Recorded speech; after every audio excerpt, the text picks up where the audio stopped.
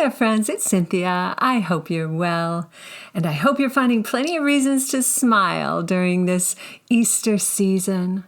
And I want to welcome you now to episode 3 of Everyday Soul, the podcast about balancing real life and real growth.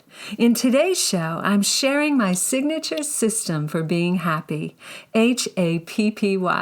What else, right? Because I believe now more than ever, we have a tremendous opportunity to learn how to stay inspired, to keep our hearts buoyant and our minds bright. I think Abraham Lincoln said it best when he said that folks are usually as happy as they make up their minds to be. So if you agree with Abe and me, then stick around, because joy is our mantra and happy is our destination today as we balance real life and real growth as an everyday soul. Yeah, everyday soul. Happy April, friends, and happy Easter season. And I know this Easter was a little bit odd, but hopefully you had your virtual celebrations with family and felt some real joy in these uncertain times. Don't you feel like now, though, that this Easter season represents a turning point? We've hunkered down and will continue to do so for as long as it takes. But it seems now, because of our collective actions, we have reason to hope. And I don't think there's any accident that this is happening around Easter time, the time of rebirth and renewal. It's an opportunity for us to look ahead, to see where we're going as we wrap up where we've been. And I believe that the best way to get through these final stages of our quarantining is that we remember that it is okay to be happy, and that our happiness isn't disrespectful of the shared struggles and the difficulties of these times. In fact, it's celebrating and recognizing the resilience of the human spirit when we allow ourselves some joy. Now, as a yoga and meditation teacher, let me tell you, I'm meant to be happy all the time, staying upbeat and blissful. And I mean, even if I'm quiet for like 20 minutes around my family, they think something is wrong. It's funny. So I found that I don't really have many days in which I let myself go into that state of despair, because I'm held to that standard, and I understand that my being happy not only lifts me up, but it lifts up others. Because true happiness is contagious. It's something that comes from within. Happiness doesn't just happen. Yeah, it takes a little bit of work. It's deciding and choosing where you place your attention. So let's begin right here and right now. We've got 5 points to being happy. HAPPY. Number 1 is halt the racing mind and honor what's before you. Now, this is something that's way easier said than done, but by recognizing first and foremost that the only thing standing between you and the small joys of your day is your mind, your racing mind, filling your head with thoughts of the past and thoughts of the future. And what do? We spend time just oblivious to what is happening right before us. And when we open ourselves with this mindfulness to be present, we train that powerful mind of ours to focus, to gain clarity, and to come into this state of complete grace in appreciating what is in front of us and what is real and what is happening in our lives. And let's walk ourselves through now a present moment awareness exercise. It'll be in slow motion because your mind is quickly going to be able to go from step to step.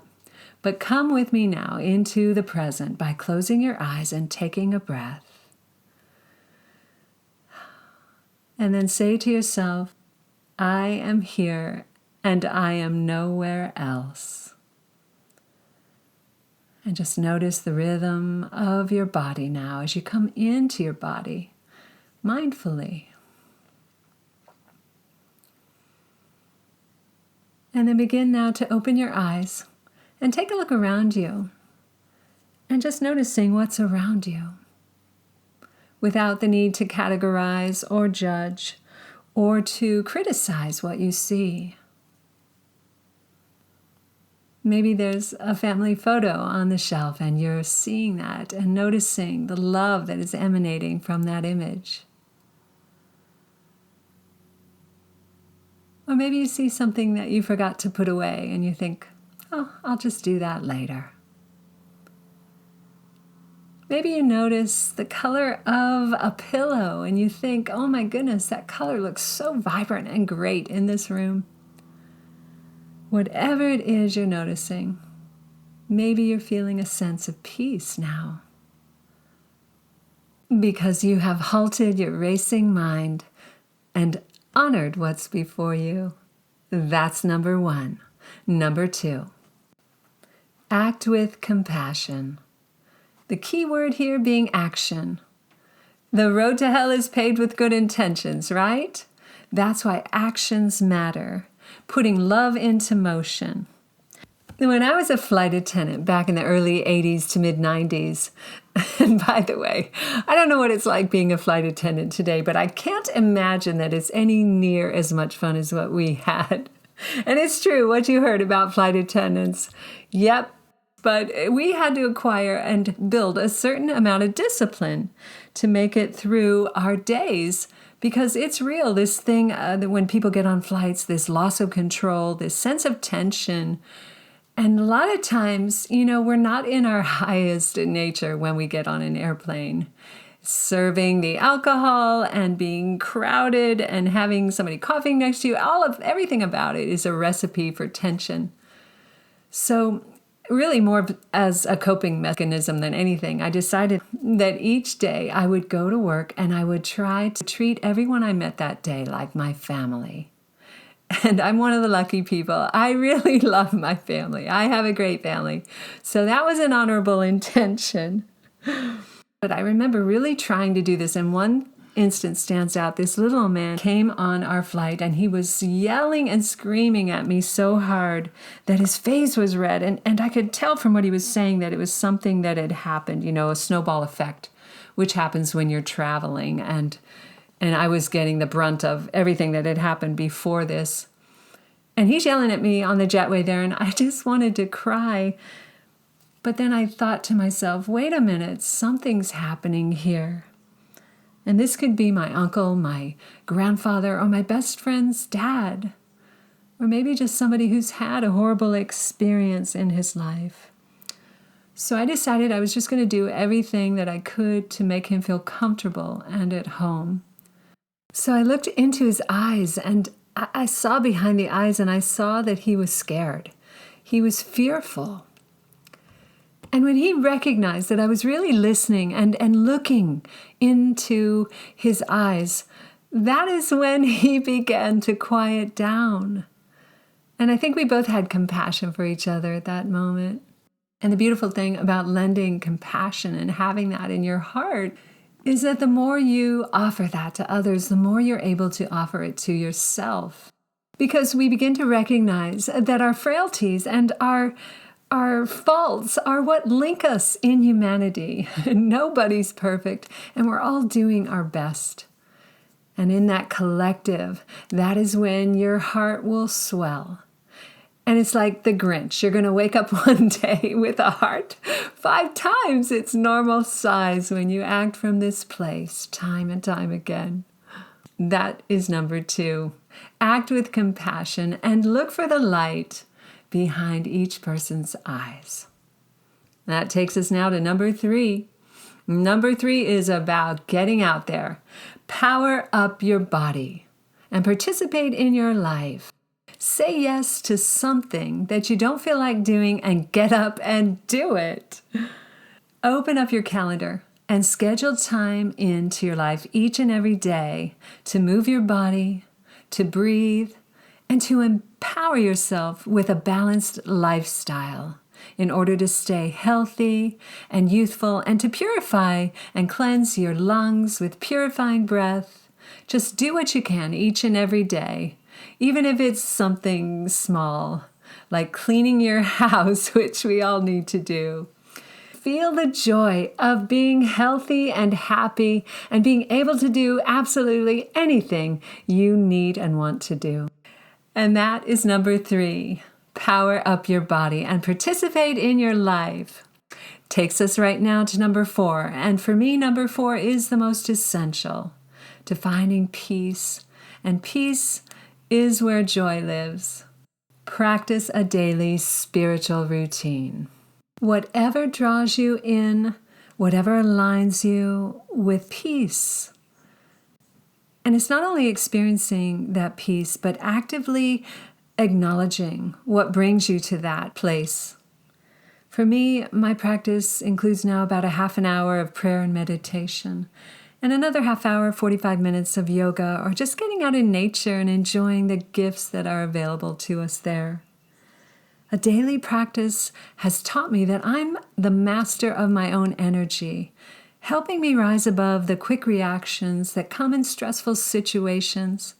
And as you know, it takes discipline and practice to come from that place of awareness. But a daily practice will help you recognize that you are here for a reason and you are not alone.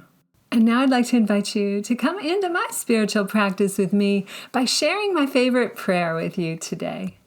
It's the Peace Prayer of St. Francis of Assisi, and I'm sorry, but I have to sing it because it is so beautiful.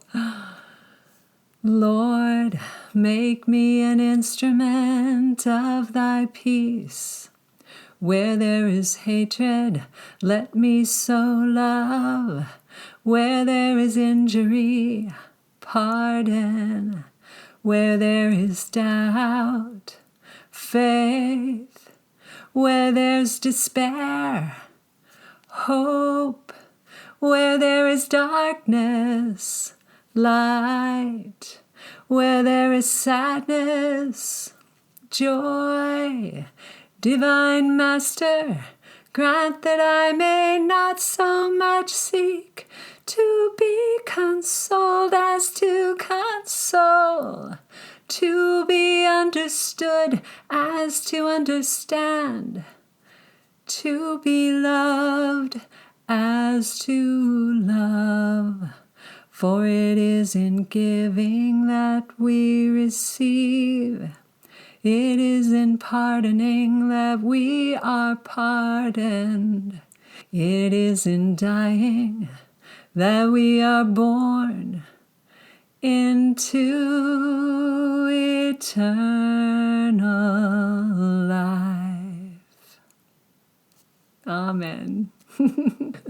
And I hope you felt the peace of that prayer and how having that spiritual component in your life can be such a source of joy.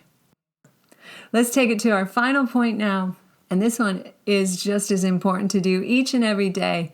It's yearn to learn. And make a promise with yourself to discover your truth. And what is true for you today is different than what was true for you yesterday, because we're always changing, friends. Seek to grow, because you're wanting to understand things on a whole nother level that you were unable to understand them before.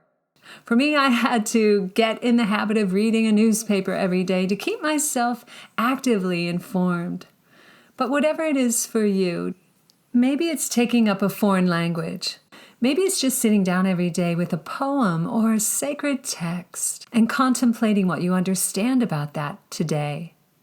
Grow your soul with knowledge. And when you learn something, share it. Talk about it. Illuminate other people's lives. Be a student and a teacher, and feel the joy of contributing to your world with your knowledge, your gifts, your talents, the things that you uniquely are good at. And also, feel the joy of being part of the solution for a higher consciousness, a higher awareness, and just a higher level of satisfaction in your day. So there you have it, my friends, your signature solution for being happy. Straight from the heart of a yoga and meditation teacher, a spiritual healer, joy ambassador, and believer. And again, those 5 things are halt, the racing mind and honor what's before you. Act with compassion. Power up your body. Practice a daily spiritual routine and yearn to learn. And as you go out into the world, sprinkling your fairy dust everywhere that you go, keep this in the back of your mind, that happiness is a choice that you make every single day. And not only is it a choice, but it's required for balancing real life and real growth as an everyday soul. Yeah, everyday soul. Our Everyday Soul music was written and performed by the talented Reese Taylor. For more information on Reese's music, check out the description box below.